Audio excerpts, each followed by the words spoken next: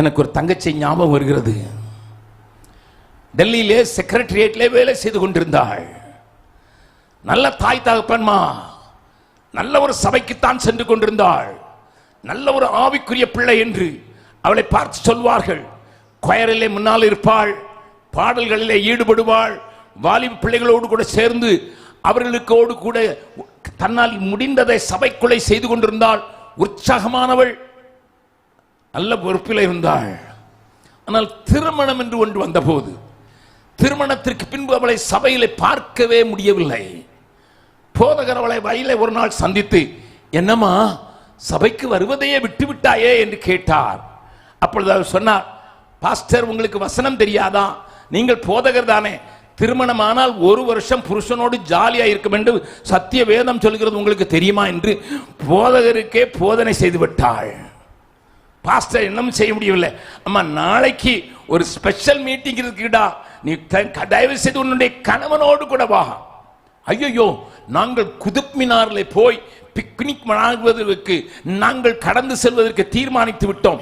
உணவுப் பொருட்கள் எல்லாம் ஆர்டர் செய்து விட்டேன், அதற்குரிய ஒரு ஸ்பெஷல் டிரெஸ் கூட வாங்கி விட்டேன். நாளைக்கு முடியாது, இன்னொரு நாள் பார்க்கலாம். பாஸ்டர் கண்களில் கண்ணீர் வருகிறது. ஒரு காலத்தில் தேவனுக்கென்று எழுந்து பிரகாசிக்க வேண்டும் என்று துடித்தவள், ஒரு காலத்தில் தேவனை அறிய வேண்டும் என்று மணிக்கணக்கில் முழங்காலில் நின்றவள், ஒரு காலத்தில் வேதத்தை வாசிக்கிறதற்கும் வேத வினா போட்டியில முன்னேற வருவதற்கும் தன்னை ஒப்புக் கொடுத்தவள், இப்பொழுது உலகத்தின் பிடியிலே சிக்குண்டு போய்விட்டாள் என்று அம்மா யோசித்து பாரம்மா என்றுதான் கடைசி வார்த்தை சொன்னார். ஒருவேளை நான் உன்னை மறுபடி சந்திக்காவிட்டால் இந்த வார்த்தையாவது உன்னுடைய காதுகளிலே விழட்டும், யோசித்து பார். அவள் சிரித்து விட்டு ஒரு நமட்டு சிரிப்பு சிரித்து விட்டு, உங்களுக்கெல்லாம் வேலையே இதுதான் என்று சொல்லிவிட்டு போய்விட்டாள். நடந்ததை நான் இப்பொழுதும் என்னுடைய கண்களுக்கு முன்னதாக பார்க்கிறேன்.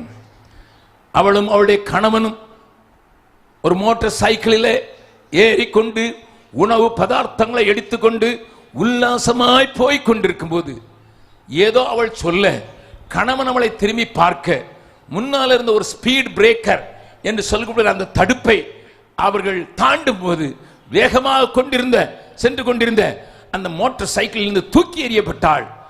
எதிர்த்தால் வந்த ஒரு பெரிய லாரி அவளுடைய தலையை உடைத்து அங்கேயே கொன்று போட்டது.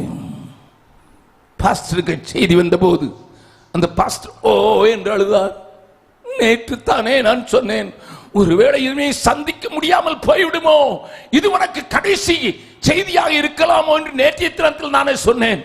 இந்த மகள் இதை கேட்கவில்லை என்று சொல்லி அவர் விம்மி விம்மி அழுததை நான் பார்த்திருக்கிறேன். மறுபடியும் ஒரு தீர்மானம் எடுங்கள். ஏதோ ஆலயத்தில் இருக்கிறோம் என்பதனால் அல்ல, ஆண்டவரோடு இருக்கிறோமா என்பதுதான் முக்கியம்.